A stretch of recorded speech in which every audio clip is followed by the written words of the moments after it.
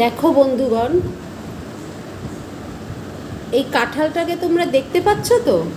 এই কাঁঠাল আমাদের গাছের একটাই কাঁঠাল হয়েছিল। এই কাঁঠালটা কেটেছি আমি গত রবিবার মানে এই রবিবারেরও আগের রবিবার।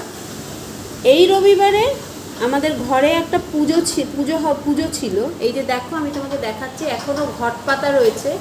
আমি বুধবারেই ঘট ফেলতে হবে। তো আমি ভাবলাম এক সপ্তাহে বুঝি কাঁঠালটা পাকবে, আমি একটু ঠাকুরের পুজোয় দেব। কিন্তু কাঁঠালটা রবিবার পর্যন্ত পুরো শক্ত, কিচ্ছু পাকেনি।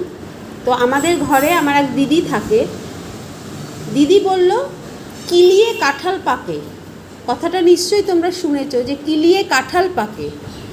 দিদি সত্যি সত্যি আমাদের ছাদে এটা রাখা ছিল সিঁড়িঘরে, ও সত্যি সত্যি গিয়ে কাঁঠালটায় ধুমধাম করে 4-5টা কিল মেরেছিল। এই মঙ্গলবার আজকে সকালবেলা আমি ভাবলাম দেখি তো কাঁঠালটার কী অবস্থা। গিয়ে দেখি গন্ধ বেরিয়েছে। আমি সঙ্গে সঙ্গে কাঁঠালটা তুলে হাত দিয়ে দেখি সত্যি সত্যি সেটা পেকে গেছে। তার মানে তোমরা দেখো যে কিলিয়ে কাঁঠাল পাকে, এই কথাটা সত্যি। হয়তো কেউ কোনোদিনও এরকম একটা প্রসেস বের করেছিল। তোমরা দেখবে এই কাঁঠালটা এই যে এখান থেকে পুরো নরম হয়ে গেছে।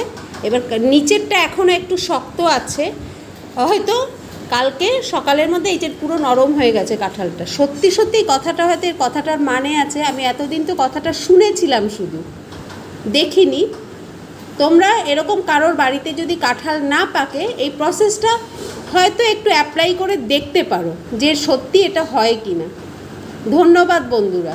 যদি তোমাদের পছন্দ হয় ভিডিওটা লাইক, শেয়ার এবং কমেন্টস করো, ভালো লাগবে আমার।